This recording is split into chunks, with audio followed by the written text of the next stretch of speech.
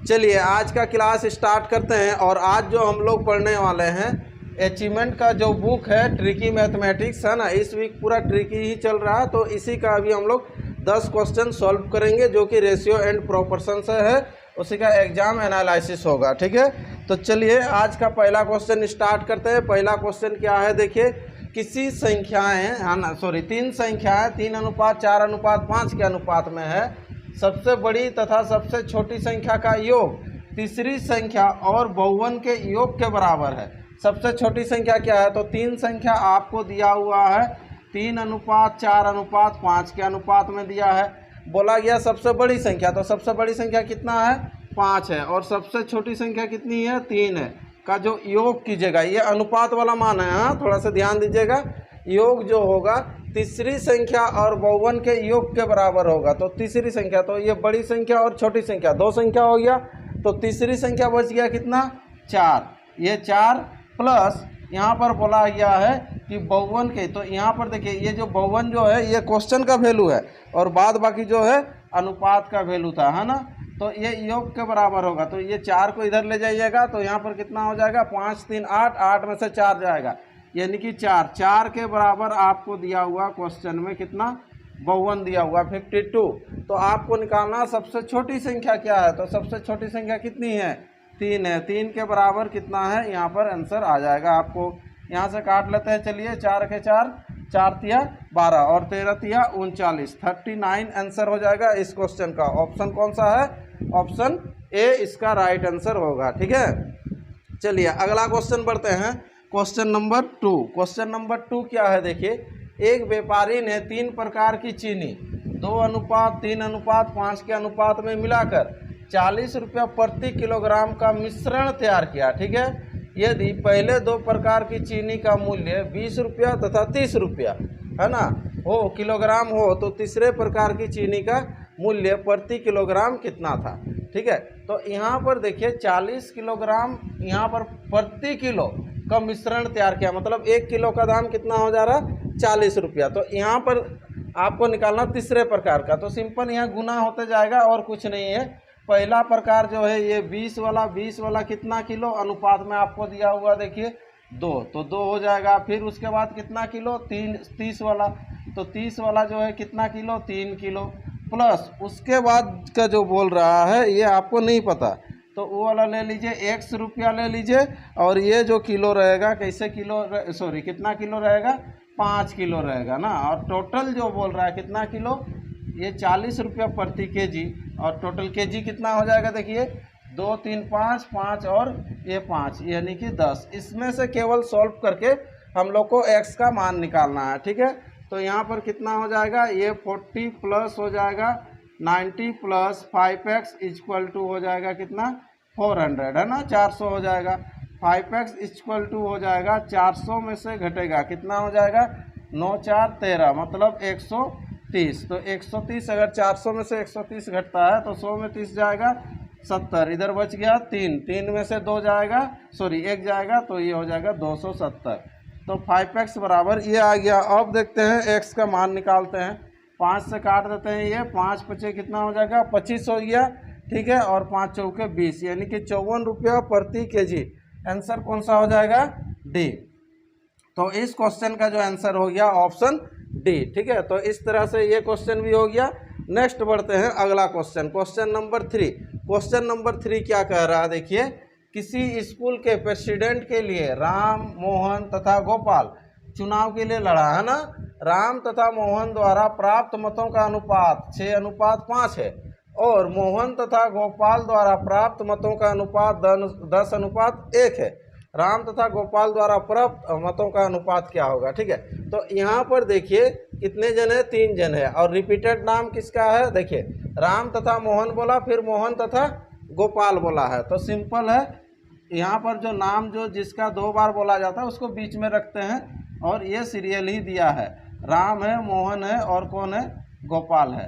तो यहाँ पर अनुपात दिया दे रहा है, क्या दे रहा है, अनुपात किसका किसका, सबसे पहले 6:5 राम और मोहन का, तो यहाँ पर 6 और 5 लिख देंगे। उसके बाद 10:1, तो ये हो जाएगा 10 और ये 1 हो जाएगा। ठीक है, अब निकालना किसका है, राम तथा गोपाल का, ठीक है। तो सबसे पहले यहाँ पर क्या करेंगे, यहाँ जो फिलअप होगा यहाँ क्या आएगा देख लीजिए, और यहाँ क्या आएगा, ये नॉर्मल विधि से, और नहीं तो क्रॉस गुना करके भी हम लोग निकाल लेते हैं। तो यहाँ पर कितना आ जाएगा, 10 के बगल में ये 10, 5 के बगल में 5, तो यहाँ राम का कितना हो जाएगा 6 गुना 10, और इसका कितना हो जाएगा 5 गुना 1, ये 5 से काट लीजिएगा, 5 गुना 10 यानी कि 6 गुना 12, और इधर 1, तो 12:1 इसका आंसर हो जाएगा। ऑप्शन देख लीजिए, ऑप्शन कौन सा है, डी। तो इस क्वेश्चन का जो राइट आंसर हो जाएगा ऑप्शन डी, ठीक है। चलिए तो अगला क्वेश्चन बढ़ते हैं, क्वेश्चन नंबर, चलिए क्वेश्चन नंबर देखिए 4 क्या है, देखिए यदि 3060 को 1/6, 1/4 और 1/3 के अनुपात में विभाजित किया जाए तो दूसरे भाग का मान क्या होगा। तो यहाँ पर जो आपको दिया हुआ, सबसे पहले इसको नॉर्मल बना लेते हैं, 1/6, 1/4 और 1/3 ये अनुपात में दिया हुआ है, ठीक है। तो इसका एलसीएम ले लेते हैं, तो एलसीएम कितना हो जाएगा, यहाँ पर 12 हो जाना चाहिए एलसीएम, और 12 जैसे ही होगा तो यहाँ पर कितना हो जाएगा, 6 से जब भाग देंगे तो 6 दूना 12 हो जाएगा, तो यहाँ पर हो जाएगा 2, पहला जो भाग हो जाएगा यानी कि यहाँ 2 हो जाएगा, और इधर कितना होगा 4 तिया है ना, और 3 चौके, तो ये अनुपात निकल के आ जाएगा 2:3:4 है ना।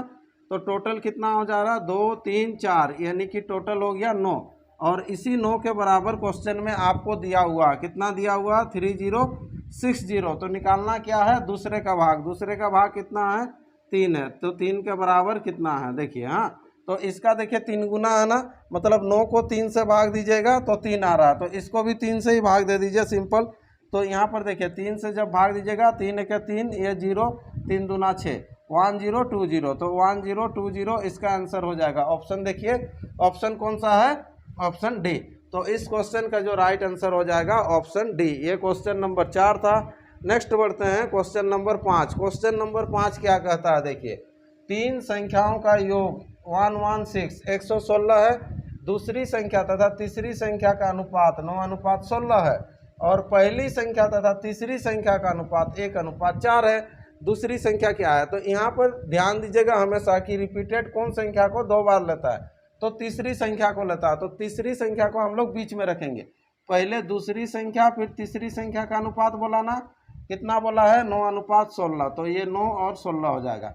फिर जो बोला गया है देखिए पहली संख्या तथा तीसरी संख्या का अनुपात, तो पहला संख्या इधर ले लेते हैं, पहला और तीसरा का अनुपात आपको दिया हुआ है कितना 1:4, तो ये हो जाएगा 1 और ये हो जाएगा 4, इस तरह से ये दिया हुआ है। तो यहाँ पर हम लोग तीनों का निकाल लेते हैं, तो तीनों का निकालने के लिए क्या करते हैं, 4 का बगल में 4, 16 का बगल में 16, तो यहाँ पर तीनों का निकल जाएगा, 9 चौके कितना हो जाएगा 36, और 16 चौके हो जाएगा 64, और 16 का 16 ये कटता है तो हम लोग काट लेंगे, ठीक है। अब जैसे ही ये कटेगा तो देखिए ध्यान दीजिए यहाँ अनुपात होगा, हाँ तो यहाँ जैसे ही कटेगा उसके बाद क्या करना है आपको, दूसरी संख्या क्या है ना, और टोटल योग दिया हुआ है कितना 116 है ना, या फिर नहीं भी काटिएगा तो कोई दिक्कत नहीं है। जोड़ लेते हैं, 6 4 10 और 6 16 हो गया, 6 6 3 9 1 10 यानी कि 116 ही आ रहा है जोड़ने से भी, और इसी के बराबर क्वेश्चन में भी आपको दिया हुआ कितना 116, तो सेम है। दूसरी संख्या कितनी है 64 है, तो 64 के बराबर भी कितना हो जाएगा 64, ये आंसर हो जाएगा है ना। ऑप्शन कौन सा है, ऑप्शन सी। तो ये क्वेश्चन नंबर 5 था, और क्वेश्चन 5 का जो आंसर हो जाएगा सी। तो चलिए इसी तरह से नेक्स्ट क्वेश्चन भी हम लोग बढ़ते जाते हैं, ठीक है। क्वेश्चन नंबर कितना है, ये 6 क्या है देखिए, यदि A:B 2:3, B:C 5:6, तो ABC का अनुपात क्या होगा है ना। तो ये सिंपल क्वेश्चन है, कुछ नहीं करना है आपको, ABC ये बैठा देना है, तो यहाँ पर हो जाएगा कितना 2:3, और यहाँ पर कितना हो जाएगा 5:6 हो जाएगा। तो यहाँ पर सिंपल क्रॉस कर लेते हैं, या फिर डिब्बा दे के भी बैठा सकते हैं, 5 दूना 10, 5 तिया हो जाएगा कितना 15, और 6 तिया 18, इस तरह से ये आएगा, ठीक है। तो अब जो बोला गया है ABC का अनुपात क्या है, ठीक है, तो ये किसी से कट रहा है, नहीं कट रहा है, तो यहाँ पर अनुपात कितना हो जाएगा 10:15:18। ऑप्शन कौन सा है, ऑप्शन डी इस क्वेश्चन का आंसर होगा, ठीक है। चलिए अगला क्वेश्चन बढ़ते हैं, क्वेश्चन नंबर 7। क्वेश्चन नंबर 7 क्या है देखिए, एक व्यक्ति के पास 480 रुपया में 1 रुपया, 5 रुपया तथा 10 रुपये के नोट यदि प्रत्येक प्रकार के नोटों की संख्या समान हो तो नोटों की कुल संख्या कितनी है। इस तरह का क्वेश्चन जो है बार बार हर एग्जाम में आ रहा है, रिपीटेड हो रहा है। ठीक है, चलिए तो यहाँ पर देखिए सबसे पहले क्या है, 1 रुपया का नोट है। ठीक है, 1 रुपया का नोट है। फिर उसके बाद क्या है, 5 रुपया का नोट है। फिर उसके बाद क्या है, 10 रुपया का नोट है। तो प्रत्येक का जो नोटों का जो संख्या होगा वो क्या होगा, समान होगा। तो नोटों का जो संख्या है एक्स एक्स करके ले लीजिए। अब क्या होता है कि ये रुपया और नोट को जब गुना किया जाता है तो मूल्य निकल के आता है। तो यहाँ से हम लोग का मूल्य जो आ जाएगा कितना हो जाएगा, ये 1x तो x हो जाएगा, यहाँ पर कितना हो जाएगा 5x और ये हो जाएगा 10x। और सबको जब जोड़ देंगे तो टोटल हो जाएगा, कुल जो हो जाएगा कितना होगा, तो कुल हो जाएगा 480 रुपया। तो बराबर हो जाएगा इसी के बराबर 480। तो यहाँ से x का मान निकाल लेते हैं, कितना हो जाएगा, यहाँ देखिए 16x इक्वल टू 480। तो 16 तिया कितना हो जाएगा 48 है ना। तो यहाँ पर हो गया x इक्वल टू हो गया 30। आपको निकालना क्या है, तो नोटों की कुल संख्या टोटल तो x x x 3x। तो 3x इक्वल टू कितना हो जाएगा तब 90। तो 90 आंसर हो जाएगा इस क्वेश्चन का, है ना। क्वेश्चन नंबर कौन सा है, सॉरी ऑप्शन हो जाएगा डी, और ये क्वेश्चन नंबर 7 था। अगला बढ़ते हैं क्वेश्चन नंबर 8। क्वेश्चन नंबर 8 क्या कहता है, देखिए 55,000 रुपये की धनराशि को राम, श्याम और मुकेश के बीच 2:4:5 के अनुपात में बांटना है। श्याम और मुकेश के बीच की राशि का कितने का अंतर होगा, राशि का जो अंतर होगा कितने का। तो टोटल है सिंपल 55,000 है, हम लोग जोड़ लेते हैं। तो जोड़ने से कितना हो जाएगा, देखिए 5 4 9 और 2 11, 11 के बराबर देखिए 55,000 सिंपल है आपको।